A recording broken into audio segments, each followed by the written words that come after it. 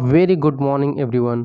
तो स्वागत करते हैं एक बार फिर से आपका अपने यूट्यूब चैनल कवि क्लासेस में। आज का हमारा सेशन होने वाला है प्रीवियस ईयर पेपर 2014 का, जो हम लोग पेपर यहाँ पर हल कर चुके हैं, और आज हम लोग यहाँ पे हल करेंगे प्रीवियस ईयर पेपर 2013 को। ठीक है, और 2013 का जो हमारा प्रीवियस ईयर पेपर है वह सेक्शन ए का आज हम लोग हल करेंगे। और जैसा कि आप लोग को पता है कि कवि क्लासेस लगातार प्रीवियस ईयर पेपर को हल करा रहा है, तो ज़्यादा से ज़्यादा लोग आप लोग यहाँ पर जुड़े रहिए और इस वीडियो को अंत तक देखिए, क्योंकि आपको पता है कि प्रीवियस ईयर पेपर से बहुत सारे ऐसे क्वेश्चन हैं जो कि बीएचयू एंट्रेंस एग्जामिनेशन में आते हैं। तो उम्मीद करते हैं कि 2021 जो एंट्रेंस एग्जामिनेशन होने वाला है बीएचयू बीएड का, उसमें कुछ ना कुछ जो है इसमें से क्वेश्चन जरूर आएंगे। तो चलिए शुरू करते हैं आज के अपने पहले प्रश्न से। आज का पहला प्रश्न है, if a student disturb a teacher while teaching in a class and ask questions repeatedly, what the teacher shall do? It means, यदि कक्षा में पढ़ाते समय कोई छात्र बार बार प्रश्न पूछकर व्यवधान उत्पन्न करता है तो अध्यापक को क्या करना चाहिए? तो यहाँ पे आपके लिए चार ऑप्शन दिए गए हैं। पहला है कि उसे आप इग्नोर करेंगे, दूसरा उसकी बातों को सुनेंगे, तीसरा है कि आस्क नॉट टू डिस्टर्ब, यानी उससे बोलेंगे कि उसे व्यवधान न करने के लिए आप कहेंगे, चौथा है कि make a complaint to the principal, यानी प्रिंसिपल से कंप्लेंट करने के लिए बोलेंगे। तो यहाँ पे देखिए उसकी यहाँ पे सही आंसर क्या होगा? तो सही आंसर होगा आपका कि प्रश्न नंबर यहाँ पर 1 का आंसर नंबर 2 सही होगा, यानी कि उसकी बातों को सुनना चाहिए, फिर उसके जो भी प्रश्न है वहाँ पे उसको हल करने चाहिए। प्रश्न नंबर 2 दिया है कि in setting a paper you will pay more attention on, यानी कि एक पेपर का निर्माण करते समय आप क्या ध्यान देंगे? तो यहाँ पे पहला ऑप्शन दिया है कि पाठ वस्तु पर यानी कंटेंट पर, दूसरा दिया है प्रश्नों के वितरण पर अर्थात कि डिस्ट्रीब्यूशन ऑफ क्वेश्चंस, और तीसरा दिया है कंस्ट्रक्शन ऑफ क्वेश्चन यानी प्रश्नों के निर्माण पर, और चौथा दिया है कि ड्यूरेशन ऑफ द पेपर यानी पेपर की अवधि पर। तो यहाँ पे सही आंसर होगा आपका कि प्रश्न नंबर यहाँ पे दूसरा का सही आंसर है तीसरा, यानी कि प्रश्नों के निर्माण पर आप ज़्यादा ध्यान देंगे। प्रश्न नंबर 3 दिया हुआ है कि यदि किसी कक्षा में पढ़ाने के पहले अध्यापक को नियमित रूप से पढ़ना चाहिए। ठीक है, यानी कि क्या किसी कक्षा में पढ़ाने क्लास में एक टीचर जा रहा है पढ़ाने के लिए, तो उससे पहले उसको नियमित रूप से पढ़ना जरूरी है? तो यहाँ पे चार ऑप्शन दिए हैं, बिल्कुल नहीं, क्योंकि लगातार पढ़ाते हुए सभी बातें याद हो जाती हैं, कभी कभी जरूरी होता है, यदि कोई कठिनाई हो तो जरूर, और चौथा दिया है कि यह सदा जरूरी है। तो सही आंसर होगा आपका ऑप्शन नंबर 4, यानी कि सदैव एक अध्यापक को अपनी क्लास में पढ़ाने से पहले उस जो भी पाठ है उसका पाठ का प्लानिंग करने के लिए आपको जरूर पढ़ना चाहिए। प्रश्न नंबर 4 दिया हुआ है कि a teacher is required to be trained so that he may teach in a class, यानी कि एक अध्यापक को प्रशिक्षित होना जरूरी है ताकि वह कक्षा में पढ़ा सके। तो इसके लिए चार ऑप्शन दिए हैं, पहला है कि आसानी के साथ वह पढ़ा सके, बिना बाधा के वह पढ़ा सके, या अनुशासन के साथ पढ़ा सके, या फिर कुशलता के साथ। तो सही आंसर होगा आपका कि ऑप्शन नंबर 4, यानी कि विथ इफिशियंसी, यानी कि कुशलता के साथ वह पढ़ा सके। प्रश्न नंबर 5 दिया हुआ है कि यहाँ पर if some student are not taking interest in your class then you will, यानी कि यदि कुछ छात्र आपकी कक्षा में रुचि नहीं ले रहे हैं तो आप क्या करेंगे? ऑप्शन नंबर 1 दिया है कि चेंज मेथड ऑफ टीचिंग, यानी कि अपने शिक्षण विधि में परिवर्तन करेंगे, punish the student who are not taking interest, arrange parents teacher meeting, या फिर don't care about the student. तो यहाँ पे जो सही आंसर होगा वो होगा आपका ऑप्शन नंबर 1, यानी कि शिक्षण विधि में आप क्या करेंगे? वहाँ पे चेंजिंग लाएंगे अपने टीचिंग टेक्निक में। प्रश्न नंबर 6 दिया हुआ है कि the most significant role of a teacher in a class is to act as a person who is intended to, यानी कि एक अध्यापक की सर्वाधिक महत्वपूर्ण भूमिका कक्षा में एक ऐसे व्यक्ति की होती है जो कि छात्रों को विषय वस्तु पढ़ाए, छात्रों को अनुशासित करे, छात्रों को प्रशिक्षित करे, या फिर छात्रों को मार्गदर्शन करे। तो यहाँ पे देखिए सही आंसर होगा आपका ऑप्शन नंबर यहाँ पर 4 सही होना चाहिए। क्यों? क्योंकि देखिए एक छात्र यहाँ पे एक एज अ टीचर आप यही चाहेंगे कि आप अपने जो छात्र हैं उनका मार्गदर्शन कर सकें, ताकि बहुत सारे ऐसे स्टूडेंट होते हैं जिनको कि गाइडेंस नहीं मिलती है, और सही गाइडेंस न मिलने के कारण बहुत सारे स्टूडेंट अलग अलग चीज़ों को करने लगते हैं। अगर आप गाइडेंस देंगे किसी स्टूडेंट को तो वह एक सही राह पर चलना शुरू कर देता है। इसी प्रकार प्रश्न नंबर 7 को हल करते हैं। प्रश्न नंबर 7 है कि the best significant approach of evaluation, यानी कि मूल्यांकन का सबसे महत्वपूर्ण उपागम क्या है? Annual examination, test, continuous and comprehensive evaluation, और चौथा दिया है कि एसे टाइप एग्जामिनेशन। तो यहाँ पे सही आंसर होगा आपका ऑप्शन नंबर 3, यानी कि सतत एवं व्यापक मूल्यांकन जो है वह क्या एक मूल्यांकन का सबसे महत्वपूर्ण उपागम है।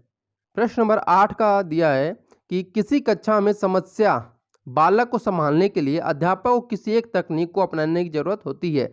तो ऑप्शन नंबर 1 दिया है कि उसे अधिक से अधिक काम करने के लिए दिया जाए, उसे कक्षा का मॉनिटर बना दिया जाए, या जब भी जरूरत हो उसे दंडित किया जाए, अपने समय को नष्ट करते हुए उसके ऐसे व्यवहार के कारणों की खोज किया जाए। तो यहाँ पे सही जो आंसर होगा वह होगा आपका ऑप्शन नंबर 1, यानी अपने समय को नष्ट करते हुए उसके ऐसे व्यवहार के कारणों का आपको खोज करना चाहिए, ताकि आपको यह मालूम हो सके कि वह ऐसा क्यों कर रहा है।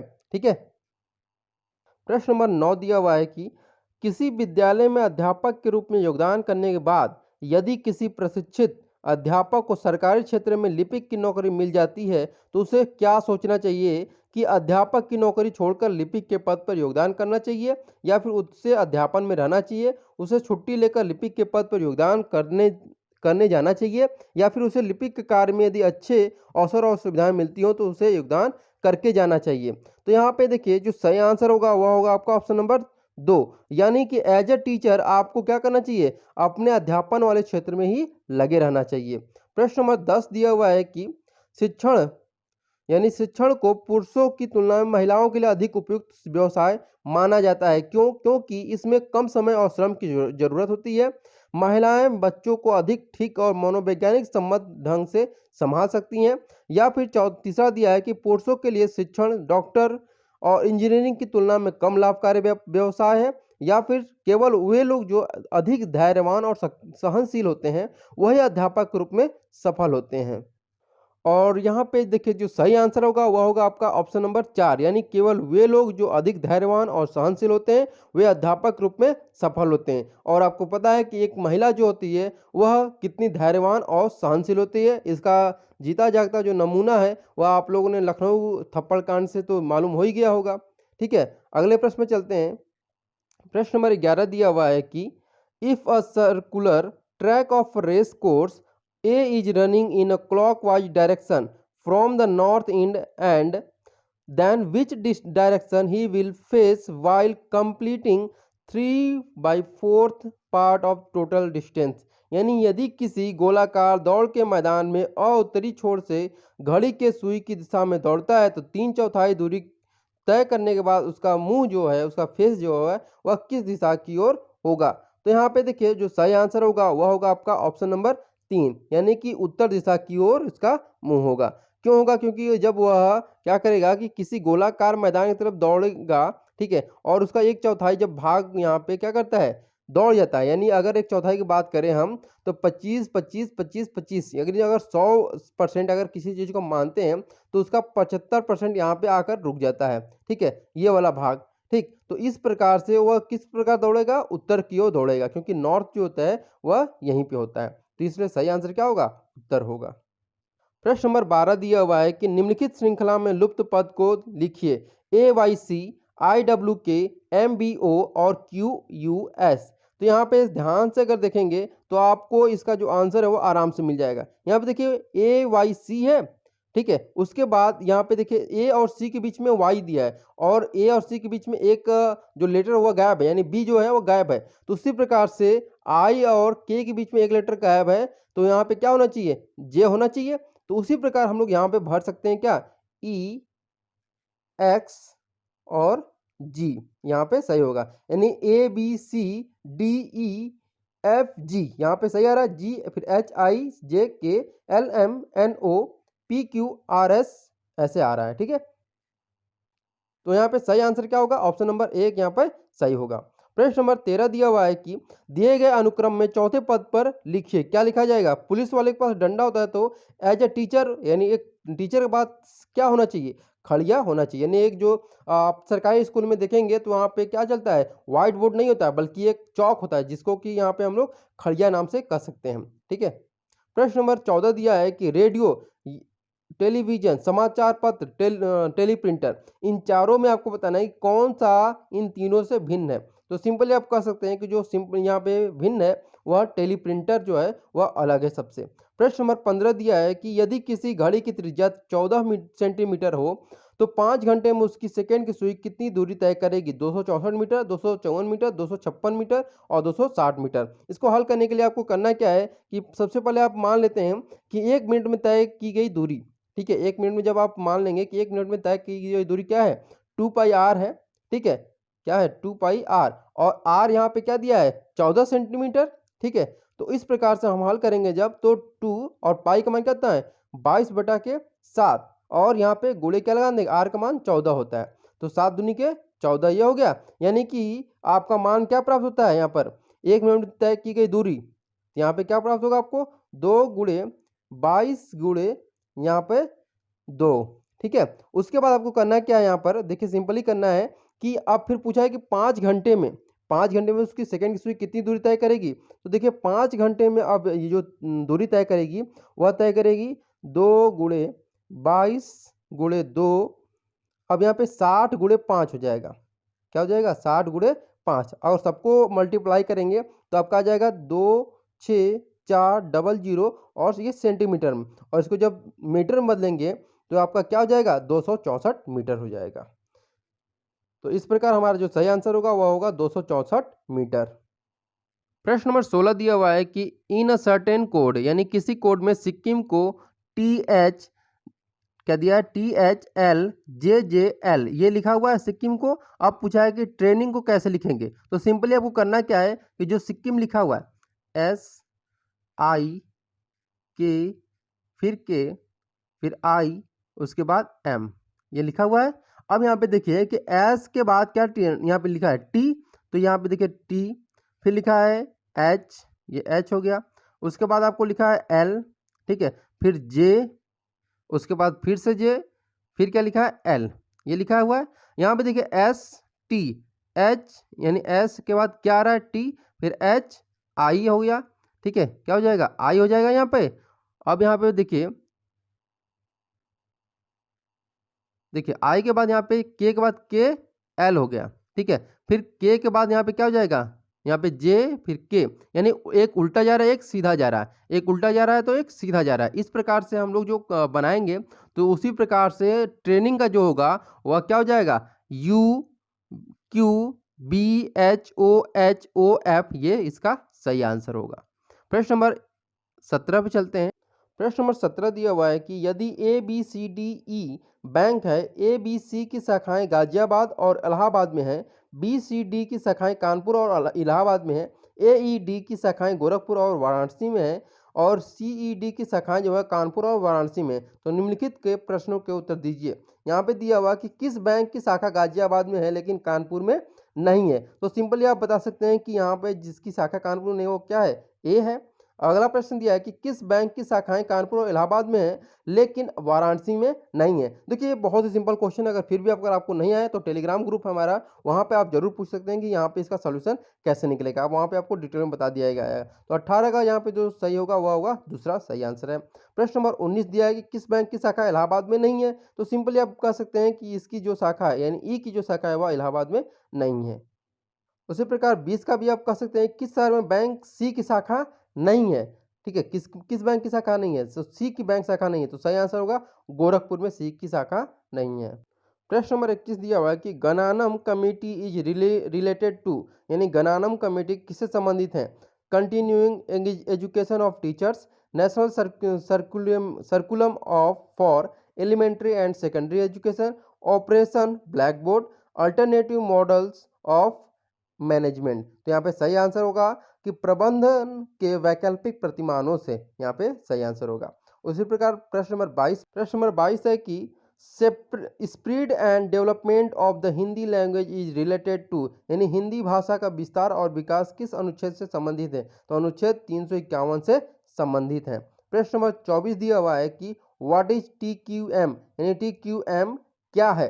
तो इसका जो सही आंसर होगा वह होगा आपका ऑप्शन नंबर 2, यानी कि टोटल क्वालिटी मैनेजमेंट, यहाँ पे सही आंसर है। प्रश्न नंबर 24 जो दिया है उसका सही आंसर होगा, यहाँ पे पहले प्रश्न देख लेते हैं कि KER मीन्स, यानी KER का अर्थ क्या है? Kindergarten education rules, Karnataka education rules, या फिर केरला एजुकेशन रूल्स या फिर कर्नाटका एडिटर रूल्स। तो सही आंसर होगा यहाँ पे केरल एजुकेशन रूल्स, यहाँ पे सही आंसर है।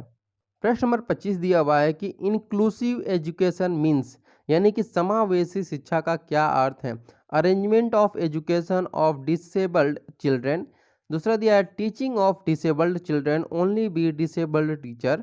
तीसरा दिया है कि arrangement of education of disabled children along with normal children. चौथा दिया है कि arrangement of education of different types of disabled children separately. तो यहाँ पे जो सही आंसर होगा वह होगा आपका ऑप्शन नंबर 3, यानी कि विकलांग बच्चों की सामान्य बच्चों के साथ शिक्षा की व्यवस्था करना ही क्या है, यहाँ पे समावेशी शिक्षा का अर्थ होता है। प्रश्न नंबर 26 दिया है कि central advisory board of education was established in, यानी किस वर्ष केंद्रीय शिक्षा सलाहकार बोर्ड की स्थापना हुई थी। तो सही आंसर है ऑप्शन नंबर 4, यानी कि 1921 में central advisory board of education की स्थापना की गई थी। न्यूपा क्या है, यहाँ पे प्रश्न नंबर दिया है 27 की न्यूपा क्या है। न्यूपा एक मेडिकल कॉलेज है, इंजीनियरिंग कॉलेज है, विश्वविद्यालय है या सरकारी कॉलेज है। तो देखिए यह जो प्रश्न है वह 2014 के पेपर में भी पूछ चुका है। तो जो यहाँ पे जो सही आंसर होगा वह होगा विश्वविद्यालय है। और मैंने न्यूपा के बारे में बताया भी था कि न्यूपा क्या है। तो न्यूपा का फुल फॉर्म अगर बात करते हैं तो national institute of education planning and administration. तो इसका जो स्थापित हुआ था 1962 में हुआ था और 2006 में इसको मानद विश्वविद्यालय की उपाधि प्राप्त की गई थी। कब? तो 2006। ठीक है। प्रश्न नंबर 28 दिया हुआ है कि निम्न में से किसके जन्मदिन पर राष्ट्रीय शिक्षा दिवस मनाया जाता है। ऑप्शन नंबर 1 दिया है मौलाना अबुल कलाम आज़ाद, डॉक्टर जाकिर हुसैन, M.K. गांधी, सरदार पटेल। तो इन चारों में जो सही आंसर होगा वह होगा आपका ऑप्शन नंबर 1, यानी मौलाना अबुल कलाम आज़ाद के जन्म दिवस पर राष्ट्रीय शिक्षा दिवस मनाया जाता है। और उनका जो जन्म दिवस है वह कब है? 11 नवंबर को आता है। कब आता है? 11 नवंबर को। ठीक है। और 11 नवंबर को तो राष्ट्रीय शिक्षा दिवस मनाया जाता है। अगर हम अंतर्राष्ट्रीय शिक्षा दिवस की बात करें तो यह मनाया जाता है 24 जनवरी को। कब मनाया जाता है? 24 जनवरी। दोनों याद रखे रहिएगा आप लोग, कोई भी पूछ सकता है। 11 नवंबर को राष्ट्रीय शिक्षा दिवस, 24 जनवरी को अंतर्राष्ट्रीय शिक्षा दिवस। प्रश्न नंबर 2 दिया है कि first school for the education of visually disabled children was establish in which of the following. इन दृष्टि दोष बच्चों को शिक्षा के लिए पहला विद्यालय निम्न में से कहाँ स्थापित हुआ? दिल्ली में, अंबाला में, मद्रास में या फिर भोपाल में। तो सही आंसर होगा ऑप्शन नंबर 2, यानी कि अंबाला में यह स्कूल स्थापित किया गया। प्रश्न नंबर 30 दिया हुआ है कि राष्ट्रीय ज्ञान आयोग की स्थापना निम्न में से किसके रूप में कार्य करने के लिए की गई थी? भारत के प्रधानमंत्री की उच्च स्तरीय सलाहकार समिति, विश्वविद्यालय अनुदान आयोग के खंड, भारत के राष्ट्रपति की उच्च स्तरीय सलाहकार समिति, मानव संसाधन एवं विकास मंत्रालय की सलाहकार समिति के रूप में। तो यहाँ पे जो सही आंसर होगा वह होगा आपका ऑप्शन नंबर 1, यानी भारत के प्रधानमंत्री की उच्च स्तरीय सलाहकार समिति के रूप में राष्ट्रीय ज्ञान आयोग की स्थापना की गई थी। तो आज हम लोग सेक्शन ए जो कि 2013 प्रीवियस ईयर पेपर 2013 को हम लोगों ने हल कर लिया है और ऐसे हम लोग प्रीवियस ईयर पेपर को हल करते जाएंगे और आप लोग पूरे के पूरे वीडियो को देखते जाइए और फिर मिलते हैं अगले वीडियो में। तब तक के लिए thank you so much for watching this video.